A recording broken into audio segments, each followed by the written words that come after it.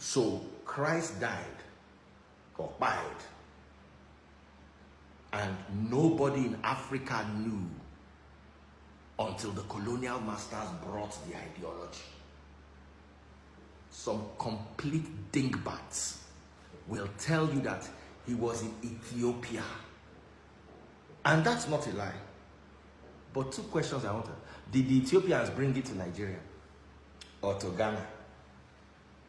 When the colonial masters came, how many churches did they see on ground? Man said was actually wrong.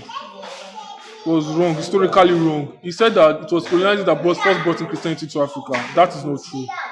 And again, he said another thing, that it was Ethiopia. Yes, Christianity came to Ethiopia. Like, Ethiopia never spread Christianity to the rest of the world. Yes, it was one of their kings that first brought in Christianity to Ethiopia. One of their kings, yes, when the man accepted Christian missionaries. Yes. But even before Ethiopia, Christianity has been in Africa before Ethiopia. Ethiopia accepted Christianity around 4th century now. Yes, but before, when disciples received the Spirit of God, yes, some people in Africa actually witnessed it. Yes, if you look at the book of Acts of Apostles, chapter 2, verse 10. Yes, it says some people from Libya and Cyrene accepted Christianity. Some people from Libya and Cyrene accepted Christianity. Yes, that is true. Some people from Libya and Cyrene accepted Christianity. Libya, yeah, that is in Africa. And Cyrene, that is Algeria. Then they were blacks.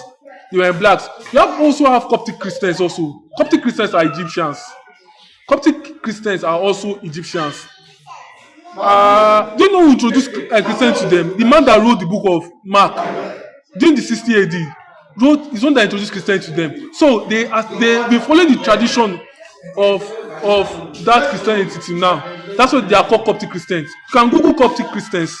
Yes, they follow the teachings of Mark, the apostle, the guy that wrote the book of Mark. If that is not enough, we have a man called there's a man in the book of Acts of Apostles, chapter 13. Acts of Apostles, chapter 13, verse 1. There's a man called Simon. Yes, it was called Niger. Look at it. It says the book of Acts of Apostles, chapter 13, verse 1. Now, the book of Acts of Apostles, chapter 13, verse 1. Now, they were in the church that was in Antioch, certain prophets and teachers, as Barnabas and Simon, that was called Niger, and Lucius of Cyrene. Look at Lucius of Cyrene. Cyrene is in Nigeria. Those people were blacks. Again, at that time, during the time of apostles, those people were blacks. The only reason that Christianity never spread was was because of Islam. Islam stopped the spread of Christianity all over the world. Islam stopped the spread of Christianity in Africa. Yeah, the only nation Islam never conquered was Ethiopia. That was why they kept their tradition. Islam conquered Egypt. Yes. Islam conquered Egypt and they controlled the land of Egypt. That's why there are more of Arabs. That's why there are more of Arabs than blacks. There are still little blacks. The blacks, they are Coptic Christians. They still kept their traditions. But the Arabs, they are Muslims. Yes, Algeria and Libya also. Libya, they are also blacks also. Okay, if this is not enough, there are some historical figures who are Christians. Like Augustus of Hippo. Yes. Hippo was in, I think, Algeria. Yes, and we have Tertullian, the defender of Christian faith. Algeria, Tertullian. Yes, the man that defended Christianity.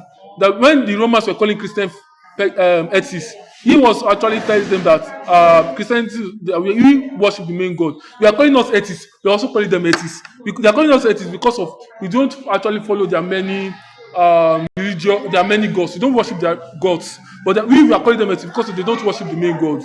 So it is strange for them to call Christianity. It is ironical for them to call us atheists because we don't believe in their God. So we also have Clement of Alexandria, that is in Egypt. And we have Origen. These people were black people. And they are Christians. So Christianity has been in Africa from the beginning of Christianity. Okay, from the beginning of the apostles, when the apostles accepted the Spirit of God, they were witnesses. Until now, there's still Christianity in Africa. Just like Islam just made us, Islam reduced it. Islam reduced Christianity and stop the spread of Christianity. But through the help of God, colonialism and slavery brought in Christianity back. It was mostly slaves that actually returned Christianity, because when Christianity first came, we Yorubas, I can say this, I can say it. This is an actual historical fact. We Yoruba rejected Christianity, except the Igbos. Yes, Igbos accept Catholicism. The Igbos accepted Catholicism. Many Yorubas rejected Christianity was because of they were using it. Yeah, it was Portuguese that brought in Catholicism. They were using it to enslave us. But when slaves brought in Christianity back, yes, we accepted it because of it was the religion preached freedom. That's why we accepted it back. We accepted it. Religion preached freedom, but imperialism moved with it. But still, that same religion was actually teaching us how to actually go against colonialism. So what are you saying?